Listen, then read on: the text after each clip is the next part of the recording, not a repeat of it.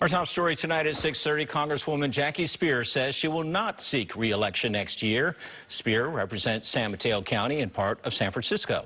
The Congresswoman made that announcement in a Twitter video this morning. She has spent more than 40 years in public service and says she decided on that path after surviving the 1978 Jonestown massacre. That was 43 years ago this week. At that time, she was an aide to Representative Leo Ryan. They were on a fact-finding mission in Guyana when she was shot 5 times. Speier is a proud San Francisco native, a graduate of Mercy High School in Burlingame.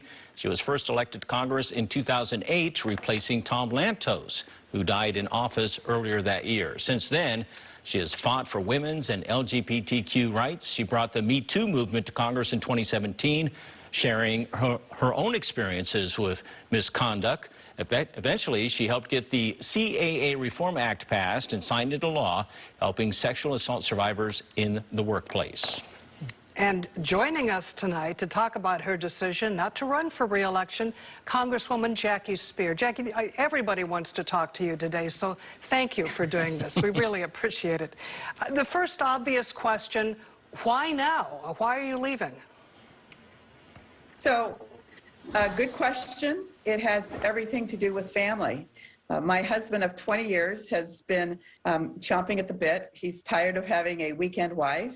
And I want to be home to be with him, my children, and my friends. And after 39 years in public office, it's time to pass the torch to a new generation. So I do so with some remorse. I love my work, and it has been very fulfilling, and I love my constituents.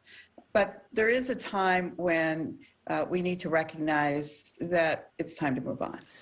And continuing on the subject of your decision on this, I don't think a lot of people realize just how grueling public service can be. I mean, you work days, nights, weekends, whenever you're needed. You spend a lot of time outside of Washington meeting with constituents. Talk about how all-consuming that job can be, and having to go to work in Washington, D.C. and coming back to California. That's not a quick little trip. No, it's not. It's 4 hours, 4.5 hours one way and 5.5 hours the other way, and your body's never quite in sync. I try to stay on DC time, but I'm not always very good at it, and it does take a toll. But the truth of the matter is, when you run for Congress, you know what you're getting into. So I'm not going to say poor me, but having done it now for almost 14 years in Congress and 18 years in the state legislature and 6 years on the Board of Supervisors, it's been an extraordinary opportunity, but it's also time to say, I'm coming home. Congresswoman, you really have had extraordinary life experiences, including almost dying in Guyana. And you've said that's when you decided to make your life one of public service. Do you feel you have fulfilled what you set out to do?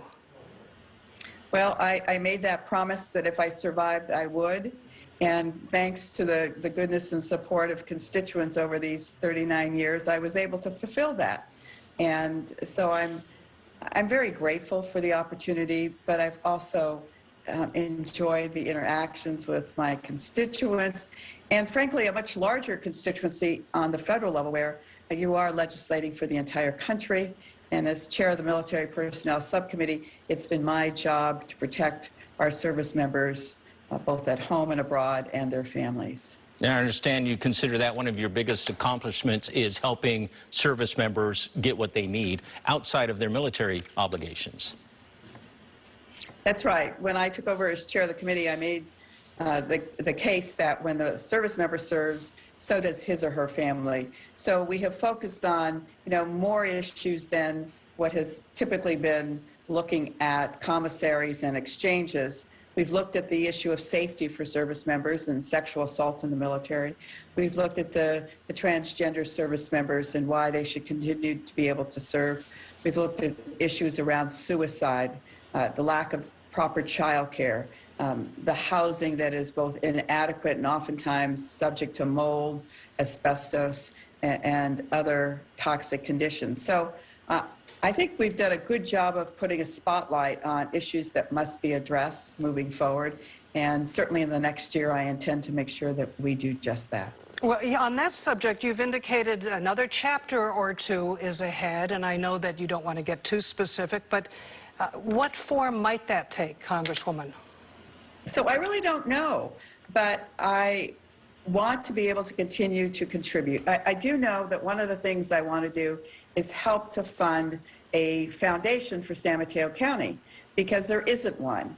And there had been one that merged with the Silicon Valley Community Foundation, but for all intents and purposes, there's not one in San Mateo County. So as I'm telling all of my constituents, hold on to your pocketbooks, because I'm coming to get you to help support that effort. So politicians are used to fundraising, so you should know how to do that. So talk about what's going on in Washington now. You know, you're not the only one who's leaving. There are members from both sides who are calling it quits. All we hear from Washington, D.C. is this toxic mess that's going on the Capitol, and this bitter fight between Republicans and Democrats, and everything to do with the insurrection and all of that. And I'm just wondering, has it gotten to the point where it's almost impossible to govern? Well, Ken, I'll say that I am deeply troubled by the turn of events. I am authoring a resolution that will be taken up tomorrow to censure a colleague on the Republican side, Paul Gosar, who put up an enema which depicted him killing a colleague, Ocasio-Cortez, Congresswoman Ocasio-Cortez, and then dueling with President Biden. It had over 3 million views. And his lame excuse was, well, I'm just trying to relate to a younger generation. He didn't apologize. He eventually took it down. But it's the kind of conduct that will lead to dangerous turns of events. And I think the censure tomorrow is appropriate. There have been 23 members in Congress who've been censured over our history, some for small events like insulting the speaker or for using inappropriate language on the floor. Well, this goes far beyond that. And we've got to tamp down that kind of conduct. And we've got to stop encouraging those members who are using the House to fundraise. Marjorie Taylor Greene last week put the telephone numbers of her Republican colleagues who supported the infrastructure bill. And Congressman Upton was getting threats and phone calls because he had supported an infrastructure bill that's going to provide benefits to his district. And that's the problem. It is a sin now to find a consensus. It's a sin now to compromise. That's bad for democracy. That's bad for our country. Next year, not expected to be a good one for Democrats, at least as things stand now. Were you at all concerned about running again in that kind of environment? So I've spent the majority of my years in Congress in the minority party. So that really did not have any impact on my decision. It was about family. It was about my spouse who rightfully was asking for more time at home. Well, we know that you're a very busy person, but one thing that on a personal note we want to say is you've always been available. You've always been accommodating, which we can't say about every political leader. Always gracious. And yeah, especially that. And we want to thank you because we know it's 9:40 at night in Washington, D.C., and you could be doing other things besides talking to us. So, Congresswoman Jackie Speier, thank you so much, and we wish you the best in your future endeavors. And, of course, I know you're not ready to announce who you're supporting to replace you in office. That is going to be some time to come. But again, we wish you all the best. Thank you. Great to be with you.